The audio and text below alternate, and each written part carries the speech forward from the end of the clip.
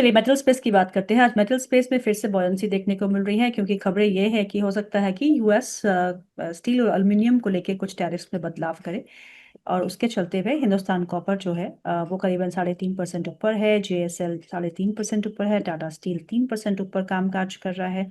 Cell में करीबन 1.5% का इजाफा है। Jindal steel, Vedanta, Apollo, APL Apollo, JSW steel, NMDC, they all in green, अच्छे मोमेंटम में है। और मेटल स्पेस ने बहुत ही अच्छा किया है, आउट परफॉर्म किया है। 2025 में, 2026 के अर्ली में भी हमने एक अच्छा मोमेंटम देखा था। कहीं ना कहीं फिजल आउट हो रहा था, कहीं ना कहीं प्रॉफिट बुकिंग देखने को मिल रही थी, लेकिन आज एक बार फिर एक अच्छा बॉयंसी है। Tata steel on charts, Tata steel and then Vedanta, two stocks Vijay Lakshmi. Tata steel में जी। इन लेवल्स पे अब क्या करना है, और वेदांता जहां थोड़ी बहुत प्रॉफिट बुकिंग हमने देखी थी, वहां पे क्या करना है। हम्म। टाटा स्टील आज सुबह भी कहीं पर डिस्कस हुआ था, सेम व्यू अभी भी यहाँ पर शेयर कर रही हूँ। हालांकि हम्म। ऑलरेडी आपके पास में स्पेसिफिकली गीतू जी, आपके शो में टाटा स्टील लोगों के पास में 150 और 165 के दो बार के प्राइस पर है। And ji. 195 एंड 210 वर्दी मार्च तक के टारगेट्स मैंने दिए थे। Thank God hmm. It's got all hit. But hmm. आगे के लिए जो व्यू है, आप इसको अभी हम्म। भी फ्रेश लॉन्ग अप भी कर सकते हैं। सुबह 208, अभी 209 के आसपास में है। It's still positive. और हम्म। इसमें पुलबैक की एक्सपेक्टेशन से ज्यादा मुझे ट्रेंड कंटिन्यूएशन की पॉसिबिलिटी ज्यादा लगती है।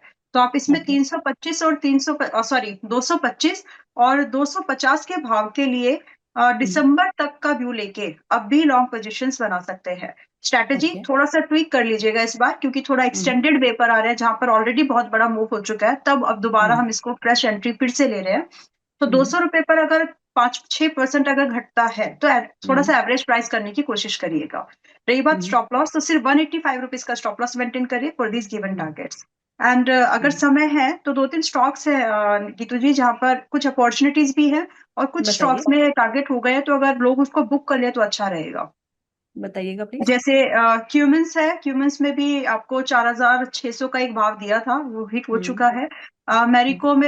मैरिको का लगभग आज का जो भाव है वो फर्स्ट हम्म। टारगेट के पास ही है। मतलब 790 रुपए का टारगेट था, मेरे ख्याल से 2-2.5 महीने पहले की बातें हैं। तो वो हिट हम्म। हो गया आज। तो अभी भी लेकिन हम्म। जो आउटलुक है, आप इसको हम्म। चाहें तो, क्योंकि नंबर्स इस कंपनी के बहुत अच्छे हैं, तो आधा हम्म। प्रॉफिट ही मैं मैरिको में आपको सजेस्ट करूंगी कि बुक करो, बाकी को आप अभी भी होल्ड कर सकते हैं।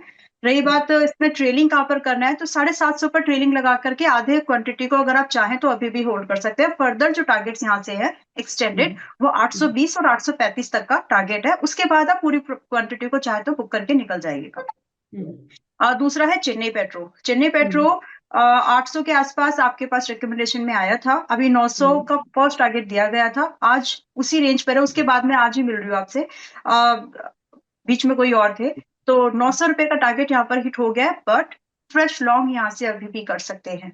सो आइडिया इज कि अगर आप पहले से हैं प्लीज होल्ड योर पोजीशंस। अगर आप हम्म। फ्रेश लॉन्ग करना चाह रहे हैं चेन्नई पेट्रो में, यू कैन। और यहाँ हम्म। से जो अब फर्दर टारगेट्स हैं, आप कम से हम्म। कम 980 रुपए का पहला और लगभग लगभग 1,070 रुपए का दूसरा टारगेट और एक्सपेक्ट कर सकते हैं। स्टॉप लॉस यहाँ पर हम्म। स्ट्रिक्टली 820 रुपए से नीचे मत रखिएगा।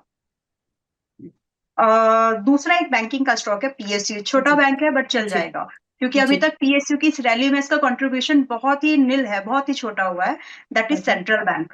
तो सेंट्रल ओके। बैंक में आज भी फ्रेश लॉन्ग कर सकते हैं, और हम्म। पीएसयू में दम रहेगा। हम्म। मर्जर, ये सब जितनी भी बातें होंगी, अगर आप हम्म। इन सब चीजों को देखें तो PNB and central bank still are very good picks जिसमें आप पैसा लगा सकते हैं। तो फिलहाल हम्म। सेंट्रल बैंक अभी 38.50 के पास में है। यहां से लॉन्ग अगर हम पोजीशन इनिशिएट करते हैं तो कम से कम 39.50 and 44, these are the two target जो कि हमको 2 महीने 3 महीने के दायरे पर मिलने चाहिए। But when we talk about the investment, तो दिसंबर 2026 तक, यानी इस साल के अंत होते होते, ये 50 के आसपास मुझे लगता है आ जाएगा। So okay. लिमिटेड एक्सपोजर पर आप सेंट्रल बैंक को भी कंसिडरेशन में रख सकते हैं। स्टॉप लॉस यहाँ पर थोड़ा सा बड़ा है इस बार, क्योंकि 2 दिन से लगातार चल रहा है। 36 रुपए का स्टॉप लॉस रखिएगा। जो लोग 36 रुपए के भाव पर पहले से आए हुए हैं, वो भी अपने स्टॉप लॉस को 36 पर ही अब रखिए। आपका स्टॉप लॉस 32 से 36 पर आ जाना चाहिए। हम्म। जी। तो a long list of stocks from Vijay Lakshmi जो आप अपने एक्यूमुलेट कर सकते हैं, बट प्लीज स्टॉप लॉस जरूर रखिएगा और अपने फाइनेंशियल एडवाइजर से एक बार जरूर पूछिएगा।